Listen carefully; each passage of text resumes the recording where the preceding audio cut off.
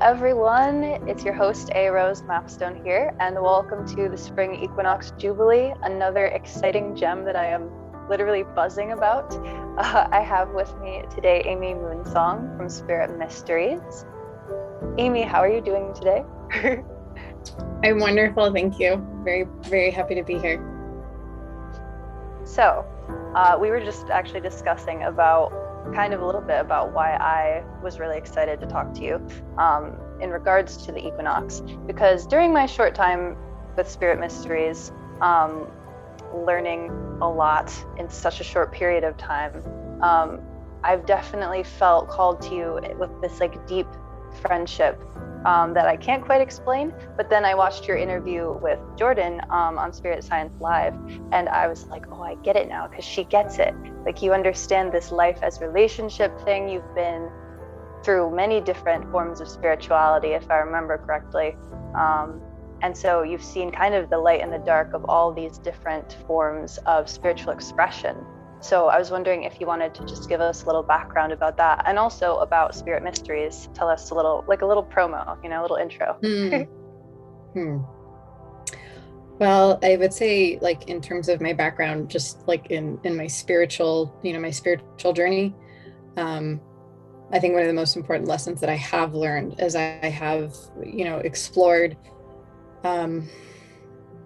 so many different aspects of how we can be spiritual, and how, the way that we do one thing is the way that we do everything. That one of the most important things that I have learned is that it's all the same. It's all the same thing, just showing up in different ways. And the more that we approach spirituality with that broad perspective, that's how we approach life, which is understanding that everything is a lesson, every circumstance is a classroom, and there's always the opportunity to broaden your perspective into seeing the bigger picture. And the more that we learn to become expansive in our perspective, no matter what the experiences that we're going through, no matter what the practices we're undertaking, no matter what relationship we're addressing, that's really what it comes down to, is our willingness to see beyond the content or the context of something, and asking, like, what is the greater lesson? And in terms of spirituality, for me, that lesson has been that that everything is valuable, and everything is by nature spiritual. So no matter, like, where I've been physically in terms of spirituality, like when I was, very deep into Christianity, or when I was floating aimlessly, not knowing, not understanding myself as a spiritual being, it was all equally valuable. And that I had to embrace the struggle as well as the joy of that experience.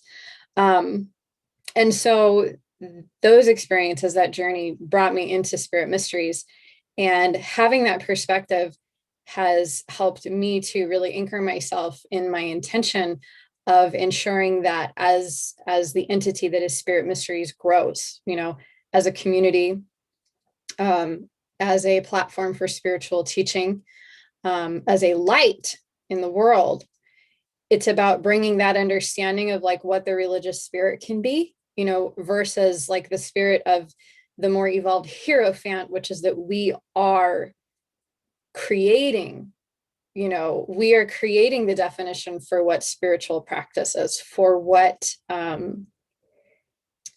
don't know what spiritual doctrine would be. Like, we are learning to allow that to come from within and not from a dogmatic place. And so that's really sort of become, like, one of the anchor points for me, in terms of what I'm doing there and how I'm bringing my energy there. So I hope that answers your question. Yeah, it does. And it brought to mind a very interesting idea, actually. It's something that I've been considering a lot. So you drew a line there between the dogmatic, like, religious side of things, and the spiritual side of things, which is, like, coming from within. Would you say that people right now, as we're experiencing this seasonal equinox, are also in a kind of spiritual equinox, where we're kind of, like, teetering between this exoteric and esoteric? Because that's how I've been feeling lately. And I'm curious to know what you think of that. Yeah. Yes, absolutely. Because I mean, if you're looking at the fact that this is all gearing itself up during Pisces season, and not only that, but like the end of Pisces season, this is all about dissolution, which is like dissolving and breaking something down. But it's always being dissolved and broken down so that it can be built up into a higher form than it was before. And to me, the concept of something being a higher form means you're looking at it from a higher perspective, which means you have more of the perspective, like more of the spiritual intelligence, like the emotional intelligence, not just strictly spiritual, because to me, it's about all of it. It's the physical intelligence, the mental intelligence, the emotional intelligence, the intelligence of our will, and the intelligence of our spirit, elevating the way that we're able to comprehend what we're experiencing. And so in terms of like this equinox and like that spiritual, exoteric versus esoteric, it's very much about having this opportunity to refine how our egos have defined and identified themselves through spirituality. Because this is like one of the most interesting things that I discovered, the more that I learned, is that like when you go from one spiritual environment, maybe it's not the healthiest environment, to another, the tendency is to think like, oh my gosh, I finally found the thing, and this was the bad thing, and now I found the good thing. It's like your ego, which I don't see the ego as a bad thing. I see the ego as a very necessary aspect of of being here on this planet. But your ego just puts on a different outfit, but still continues to do, what our ego does. So it's like, okay, well, this was my Christian spirituality, and now this is my more like new age based spirituality, or whatever you want to call it. But the way that our ego tries to separate, identify and function through duality is still doing the same thing. It's just trying to adjust to our new belief systems. And so because Pisces put such an emphasis on the dissolution of the ego, or having the rug, if you will, that the ego stands on pulled out from under us, when we have that feeling of like, oh my gosh, I'm floating, and this sense of self, or this sense of how I identify myself in the world, or how I identify myself spiritually, kind of loses its sense of structure. It gives us the opportunity to actually step into a deeper sense of what it is to truly be like in mystic surrender, or like walking the spiritual path from a pure place of like intuitive senses, as opposed to, when we bring in the mental aspect of it, more the egoic mental aspect, because there's also the divine intelligence of the mind. But I hope I'm making sense when I say like we get this opportunity to dissolve and purify it a little bit more before we step into this new phase of growth. It's like the dead dying end of winter, into the thrust of springtime and the fire of Aries, which it's like that's all about us revisiting our identity, in this physical plane. So using this time to kind of dissolve ourselves a little bit spiritually, dissolve ourselves mentally, emotionally, like on whatever level it is, so that we can purify. I mean, I guess that's the only word I can think of is like purifying that aspect of ourselves a little more. I hope that came through clearly. Yes, of course, definitely. I love how you describe things, because it always takes concepts that I already knew about, but like shifting it differently. I love the idea that the ego is just wearing different clothes, it's sort of just like kind of a little mind game that you play with yourself, and you have to like keep that dialogue open so that you can know, what that higher spiritual perspective is, and then what is just your ego trying to cling to some sense of security. Yeah. I call it like one of the reasons why I exist on this planet this time around is to help create language for what we all intrinsically know, but don't necessarily know how to communicate, or don't have language for, because there's so many broad words that we use to help understand and divine our lives, or discern, I guess would be the word that I'm looking for, to understand, you know, this versus that. And it really does actually come down to duality, because we live in the realm of duality.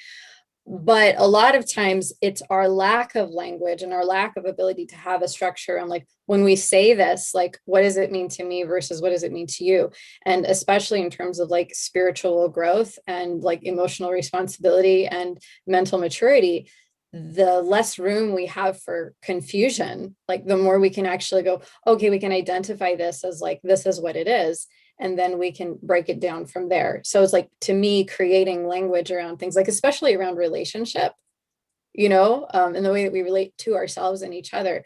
There's so much language that just, it's not that, maybe it's not that it doesn't exist, but it's not a mainstream thing. So I love to just like let those analogies come through, you know, and that's usually the way it happens, is it's like a, you know, story forms that'll just come through and go, well, here's a good example, you know, because otherwise it's kind of hard to explain it.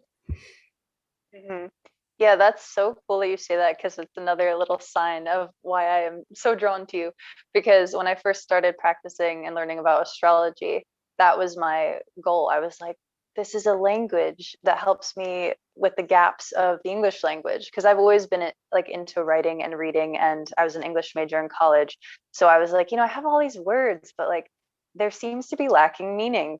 And spirituality is sort of the opposite, in the sense that it's so rich in meaning and wisdom, but it kind of sometimes lacks the words, because you have to really like create the words. Um, which is why, too, just to be a little bit of a fangirl here, I love Patch Tarot Masters and how you and Jordan riff off of each other in regards to like basically making up words. Like I think sometimes you're both like, is that a word? And then the other's like, oh, that's a word now, because you're filling in these gaps where we are trying to navigate. You're creating the map yourself rather than just writing it. And I think that that is really cool. Or reading the map, I should say. You're writing Mm, it instead of reading it. mm. Um, and that's mysticism, isn't it?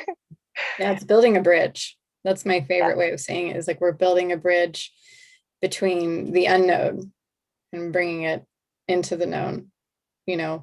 But it's so funny how like none of it's really unknown, is it? You know, because it's already alive and moving through all of us. And we recognize that in each other, you know, like we intrinsically, intuitively recognize when we're like on the same mission, you know, in life. We just don't always know how to communicate that, you know. And so all of life to me, and Pastoral Masters is such a great way to describe the sense of like building a bridge, um, building a bridge to the information and making it coherent for, you know, like the mysteries themselves in so many ways have been inaccessible to the general public. Like even for me in my own spiritual journey, when I started going and it was funny because it really started with astrology for me as well, where I'm like, what do I do? What do I do? I know I need to find a way to like anchor myself and understand. And it was just like very, very loud, like astrology, like learn the cycles, you know, and I didn't even understand what I was doing.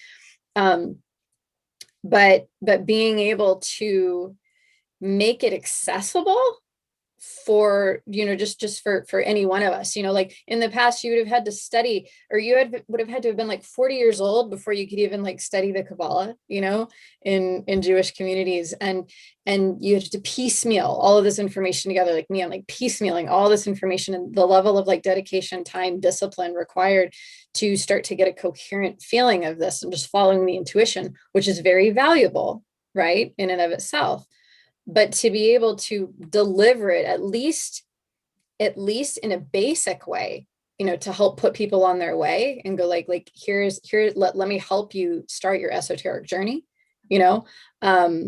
This is why I love tarot. Like this is why I love astrology, and this is why I love tarot, because they're like that. They're like these super potent breadcrumbs that start connecting our right brain and our left brain together, you know, through coherence, through understanding, through grounded information that's not just all over the place, which is what makes Pisces season so difficult sometimes, is because we kind of lose that sense of groundedness because there's such a heavy influence on that spiritual, you know, the fish swimming in a Yeah. spiritual circle. For sure. And it's actually, you just helped me realize something else as well. Pisces reminds me of like the media in general and the entertainment industry, which is what most people are engulfed in, especially after this last year. And tarot and astrology, I think, are so palatable right now because they're very visual and very kind of, for entertainment. I mean, tarot was once also a game. So it's essentially like, and you probably could still play tarot cards as a game, right? Yeah. Totally. So like it's both very lighthearted and entertaining as well as very meaningful, which I think people are seeking right now. And it's important to like keep those bridges being built, as you said. I think that that's really wonderful. And to make it more accessible, like you said, mysticism was not and hasn't really been accessible. It's very intimidating, even to just like maybe start learning tarot or astrology. But I'm glad that even though to some extent society is kind of like that ego wearing the different clothes and like having this like very shallow perhaps interpretation of astrology, I think it's moving more towards a deeper understanding collectively, and that's really exciting to me.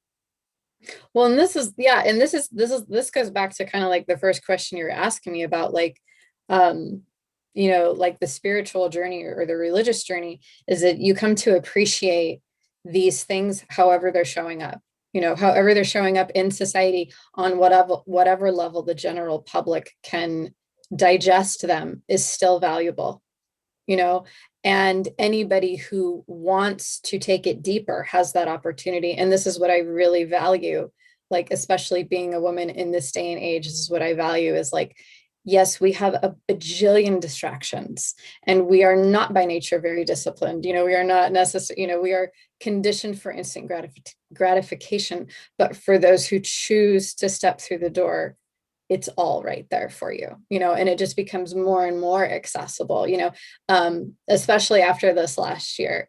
Everything is just so accessible to us if we so choose to take that step, and harness that little bit of discipline required to begin the journey of going deeper with these things. That is such a good testimonial, uh, not just to like mysticism in general, but also to, I would say, spirit mysteries, right? Because that's what you guys are creating and holding space for. And I think it's so freaking awesome because it makes it more accessible. You guys are shifting and changing and always listening to people's feedback about it as well, so that you can make essentially a more like palatable mystic meal so that everyone can, take in the nourishment that they need, which is so important. Yeah. Yeah, it's really been an incredible journey, because it took us some time too, to realize, like, it's one thing to create a platform that has all of these amazing, valuable courses, and create a community where people can come together and talk about those things.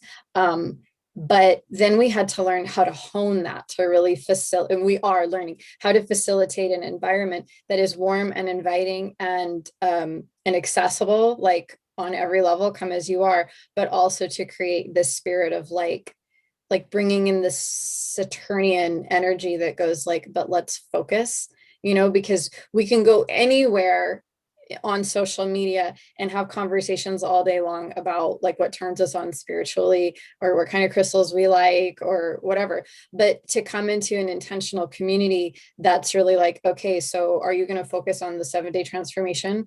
Do you want to put your focus on tarot? Are you going to focus on esoteric emotional mastery?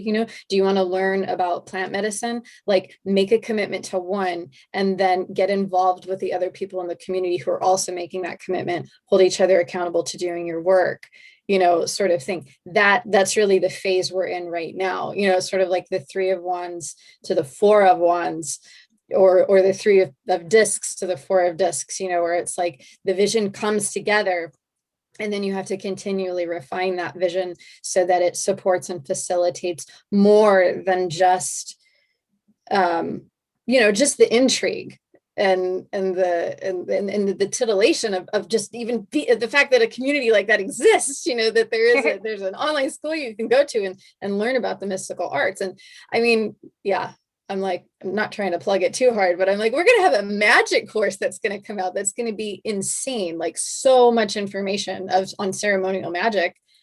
And yeah, I'm so excited. I'm excited for that. That's so cool.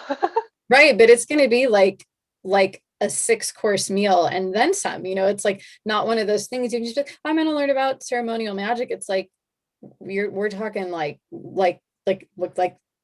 the hours and hours of Pat Chereau, Pat Chereau Masters, will be paled by what's involved in this course. And so it's like, come ready to ready to commit yourself to the learning process and really learn how to learn, really learn how to be disciplined and focused. And it's hard. It can be really hard to do that. I myself struggled, getting involved in the community, really being there for Tarot, but then being completely overwhelmed by being surrounded by all these amazing spiritual people, and oh, I just want to spend time talking to them, and having to discipline, and this is part of the work of mastery, is learning how to master yourself, and your attachments, and yeah, just having the freedom to do anything, but making the choice to really focus on your learning.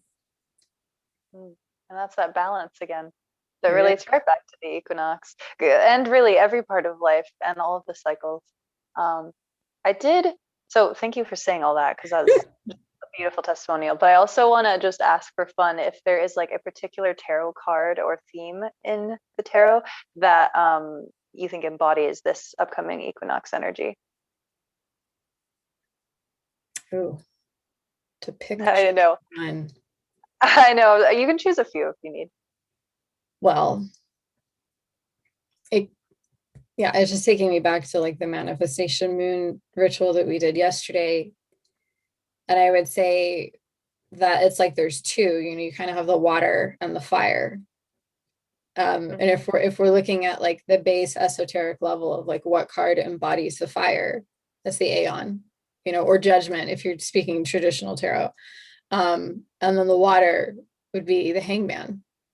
But we would start, if we're going in order, we would start with the Hangman, which is really just that concept of mystic surrender, letting the cycle, the zodiacal cycle that we've gone through this year, especially this year, which interestingly started last March, really that's really when this whole thing started to happen. The pandemic started to become a thing, and then the shutdown happened shortly after. That was around last Aries season, which was the fire, obviously. So acknowledging what we've all had to let go of and what we've had to surrender, taking the time to really acknowledge what has each season shown me, how have I experienced myself going through this immense time of transition, in the world, through each one of these energies, and all of that culminating now, and acknowledging it, honoring it, but letting it go. Right? Being in mystic surrender, going what do I need to bring forward? What am I carrying forward with me that becomes part of my foundational learning experience? And what am I completely surrendering to be remade, and revealed to me on a completely different level? And this is what I appreciated about the ritual that we did yesterday, where it was we wrote down what we understood we were all still holding on to.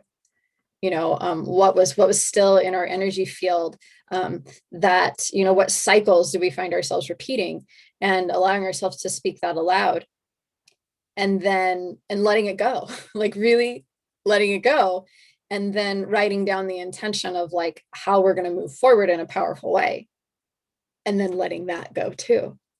I found myself going, I don't want to throw away my intentions for the next year because I want to remember them. But mystic surrender says, no, you write them down, you feel them, but then you completely surrender them and let them go. That's how magic works, though, is that you allow yourself to feel it and embody it, and then you forget you ever asked for it, and go into the space of well, it's already come back to me, which sort of moves into this area of the Aeon or judgment. It's Aeon and Pat Chereau, for those of you who don't know. We have different names for certain cards.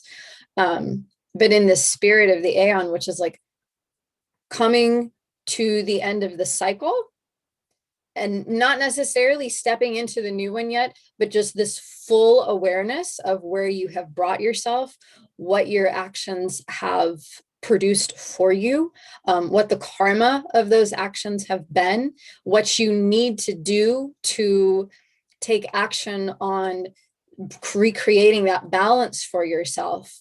And that action alone, which is the action of the spiritual will, right? What we create consciously from our desires and how we create it, then flowing into this next phase. We're just starting over again.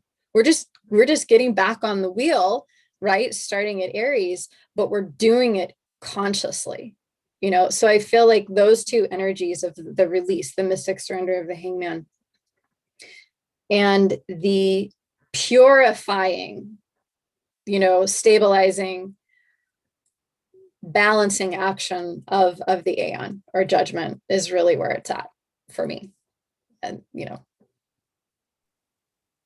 I love it. I mean, I was hoping you'd bring up yesterday's ceremony because it was just so beautiful and amazing to witness everyone coming together in that way and embodying the four elements in such alchemical glory. Like, I was so stoked about it. And I did just want to mention that I think it's interesting how it took my paper later when I was burning it. It took it so long to burn because I think the longer it takes to burn, the more there is there to release. There was just so much smoke. And I was like, should I just speed up the process? And I was like, no, I'm just going to let it burn. I'm going to sit here with it and I'm just going to let it burn. And it just smoked so much.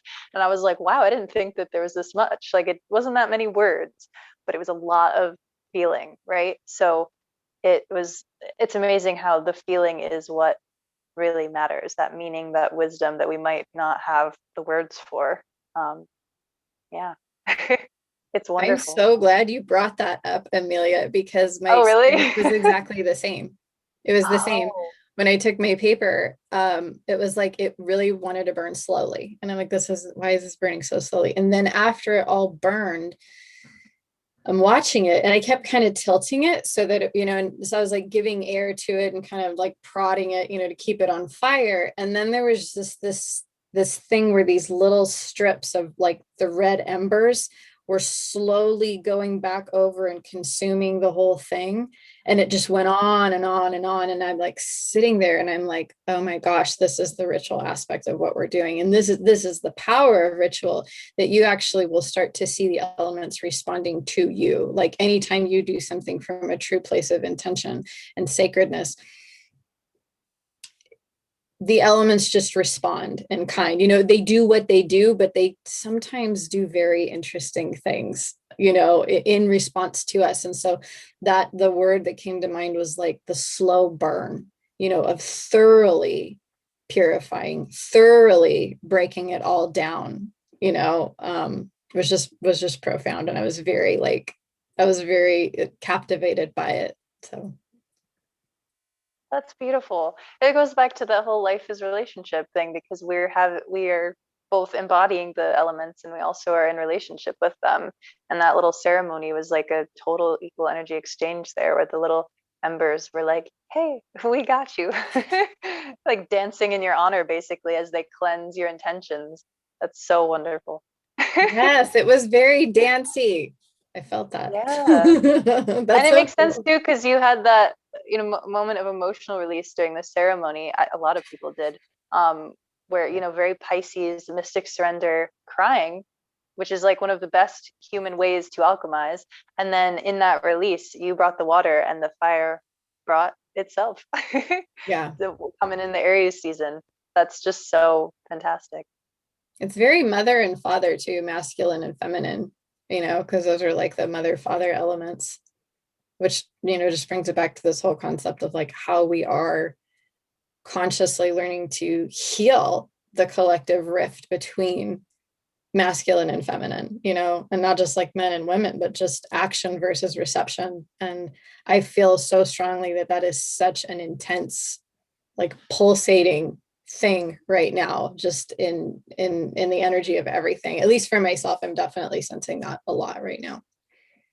I am too, for sure, both personally and collectively, because I notice huge shifts in my personal life, and then either they affect like outwardly, ripple effect within other circles, or there's like a sort of, I mean, there's just an ebb and a flow, right? And a give and a take that I've noticed so extremely with this topic of that divine masculine, divine feminine.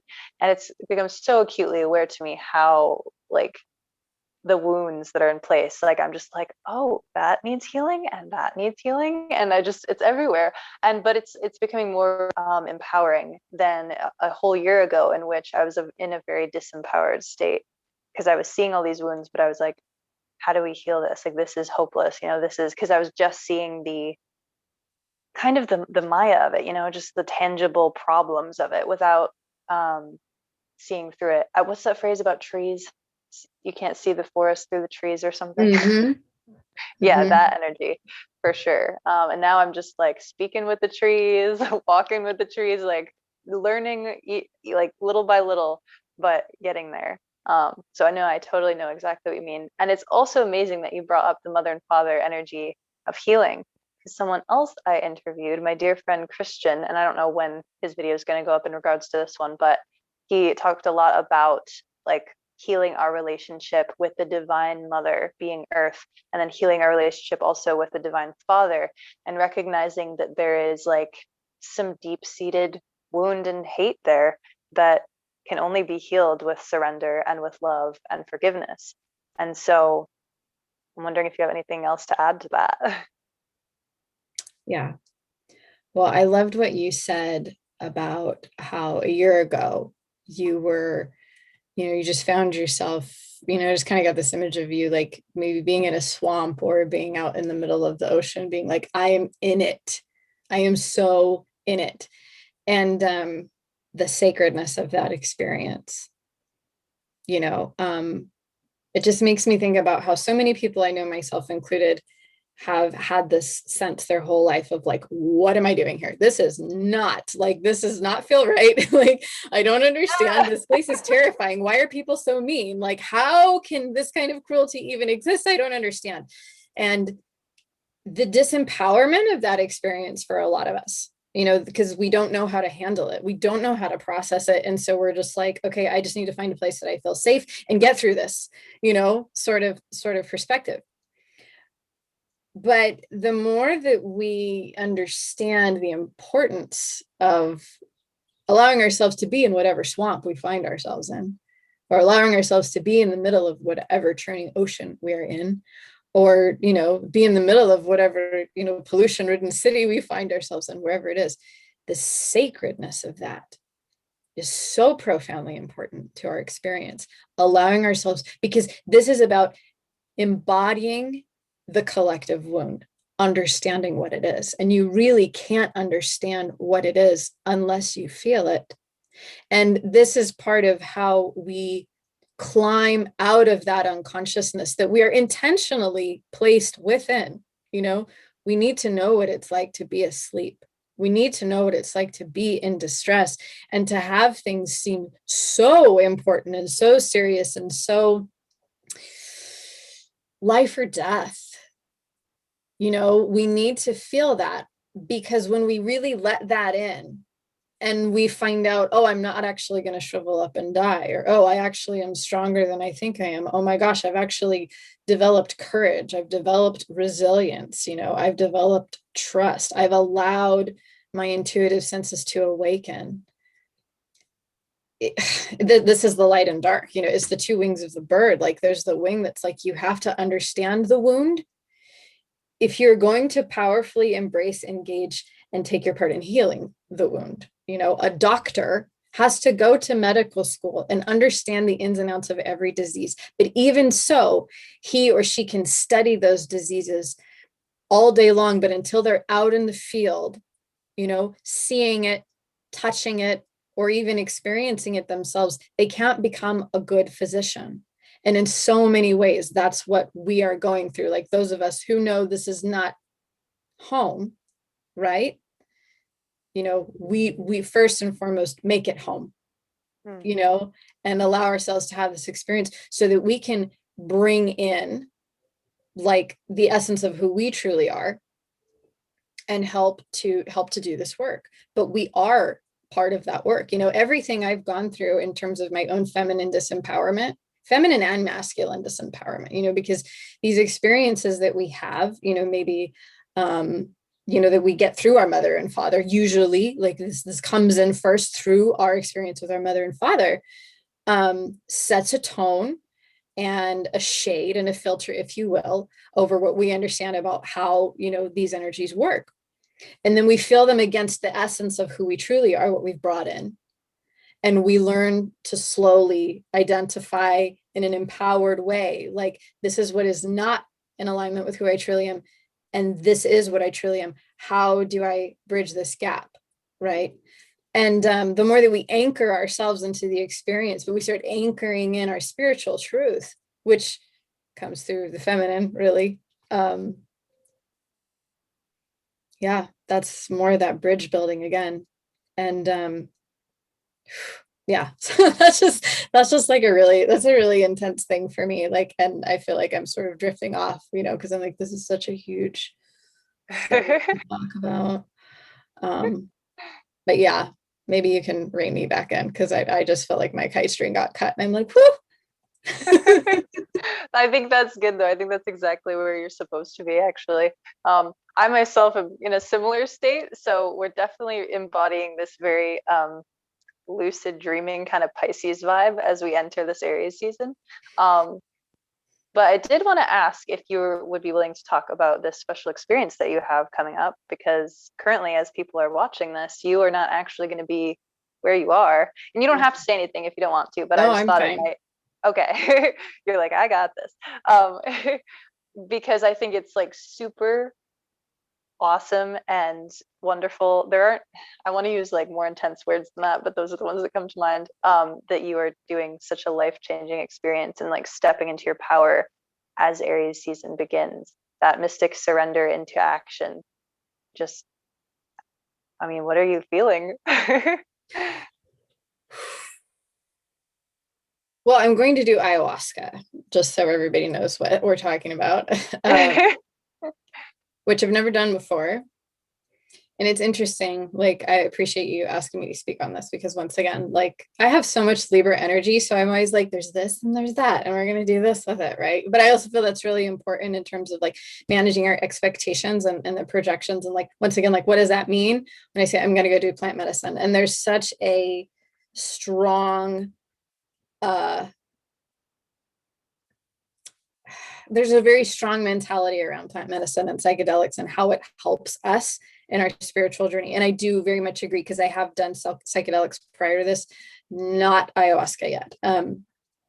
But my feeling is that the moment I made the choice to do it, the ceremony began, and once again, it's like nature responds to us, when we choose to engage it in this way. And my reasoning for going and doing ayahuasca is not because I believe that I have to, I believe that, and maybe I will retract everything I'm saying right now after my journey. Who knows? Maybe we can do a follow-up. I don't know. But I feel that we each, all of us, have the capacity within us to merge with our soul, through doing the work. But sometimes, we can use a push. Sometimes we could use a push right off a cliff, because it's like we go through these cycles, and each one of us knows this. Everyone who's listening to this knows this. We are all in different sets of cycles that we're going through. We have these repeating experiences, and it might not always be the same people with the same faces in the same environments, but it's the same story that keeps emerging, because this is what we're working through. And I found myself in a place where I'm like, I'm ready to release some stories, because I can keep doing this work in this way, and I can keep going through these cycles, but I'm really ready to break them. And my hope is that in losing my mind, which I'm quite sure will happen during my ceremony, and that's like the ego sense of like that very habitual, repetitive unconscious part of us that sort of facilitates these cycles happening in the way that they do being removed momentarily, or for however many hours that's going to happen, will give me a mountaintop experience, which is what I call it. As a Christian, we always talk about how going to summer camp is a mountaintop experience. That's not what real life is like. You go to summer camp, everybody rededicates their life to Christ. Everything's wonderful, because you get to live in this amazing honeymoon spiritual community for like a week, but that's not reality. That's not what living here is like. So I want to have a mountaintop experience where I can see, where I've been, where I am, and where I'm going. But then I know that after the experience, I will find myself right back where I started with a different perspective. Only I'll have a deeper understanding of what steps I'm taking next and why I'm taking them, or what steps I need to readjust, And so I'm always very cautious in the way that I speak about plant medicine, just because I know that a lot of people see it as a magic pill. And I don't believe that it is. Once again, maybe I'm wrong. And I will take ayahuasca and be like, oh my gosh, I never, ever could have understood the things I do without ayahuasca. You know what I mean? I just believe that we have it all within us, but we don't always know how to access what's within us. And I think that ayahuasca and psychedelics helps us know how to access it, Yeah, I was actually going to say, as far as from what I've learned so far, because I've never done ayahuasca either, but I will eventually, probably sooner than I think, actually. Mm-hmm. It seems like, an agreement. It's like asking any professional for help. It's just a very spiritual professional, like Mama Aya is essentially this energy that you are tapping into, that you are asking for guidance and for help for. It's plant therapy, really, in such a beautiful, natural, and kind of supernatural way. So I think it's absolutely both a surrender and an action, because you are surrendering to your realization of like, oh, I need help, or I would like this push. And at the same time, you're going and you're doing it. And I love that you described that the ceremony began as soon as you made the decision, because that relates to everything we were talking about with the like embers burning the paper with the intentions. It's always this agreement, this exchange of energy with perhaps higher knowledge, sometimes lower knowledge, all the different vibrations. So I'm super excited for you and to hear your story. It's going to be wonderful. Well, you know what else, like I'm thinking of as you're talking, is like how one of the things I've learned in studying tarot, one of the things that tarot taught me how to do is how to engage the elements, like really engage the elements, because you have the suit of fire and the suit of cups and the suit of swords and the suit of discs.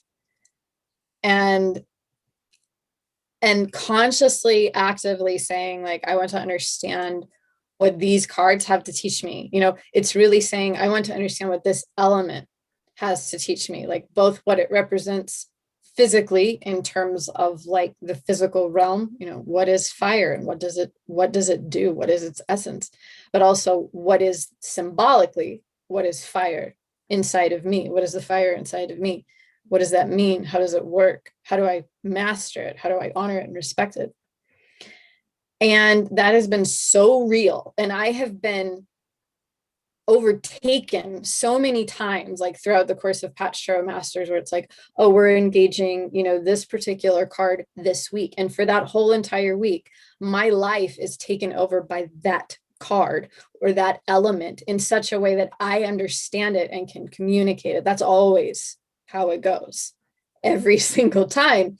And so what you're like bringing up to me is that it's like, this is what everything is like when you choose to engage it in this way, and how plant medicine will be the same thing, like how it shows up, like what kind of elements it wants to work with me on in my life. Like, I don't know, but it's just the same thing. It's just a deeper trust fall, because I think that concept of, like, on my last psychedelic trip, I was fearless because every experience I had up until that point had been completely blissful. And it was like the best thing ever. I'm like, yes, all the mushrooms, I'm just going to take them. It's going to be great. And it was the scariest thing I'd ever gone through in my life, but it was also the most amazing thing I'd ever gone through in my life. But I went through that experience of losing my mind. And I'm like, I can't keep a hold on my identity. It was terrifying. I was not ready. I had no idea what was happening, but I was like, to have the opportunity to experience myself outside of my identity was like insane. It's like what we talked about I feel like we were talking about this in the Hermetica, this concept of how our mind is confined within our body so we can have this experience, but we can learn how to experience our mind outside of this experience. And that's when things really get very, very interesting, because we can see beyond the singular identity. Yeah. And just thinking about the value of that experience. Yeah. Anyway. I love it. I love the possibilities and how open-ended. It's funny because you mentioned, like, I hope that answers your question a couple times, but I was like, no, I like how you've been leaving these open-ended, because it gives not only us a lot of room to reflect, but also anyone who's watching a lot to consider and to be nourished by. So thank you. That is all I have for you today. I don't know if there's anything you want to add, anything you feel compelled to share. Well, I think I really like what you just said about leaving things open-ended. And I think that if there's anything I want to share, like if there's a message that's come through today, is that is, in my opinion, the most productive way to practice developing as a human, is rather than looking for a definitive answer to something so that you can feel that you have the understanding, be curious, be open-ended, allow yourself to create the boundaries and the balance within yourself, but stay open-ended, because the more you learn, the more experiences you have, the more what you think, the more that your idea of what you think things are, what we build up, which is part of our identity, it changes. And when we find ourselves like needing to cling on to anything, to feel a sense of like, I know, or I need to know, it's not usually working in our favor the way that we think that it is, so the more open-ended you become in general in the way that you approach and experience everything, the faster you will grow, and what is truth, or what is truth in terms of this experience will make itself apparent to you. But I think in the spirit of Pisces season, before you move into the next Aries season, which does feel very definitive, I am this and I am doing that, be as open-ended and curious as you can.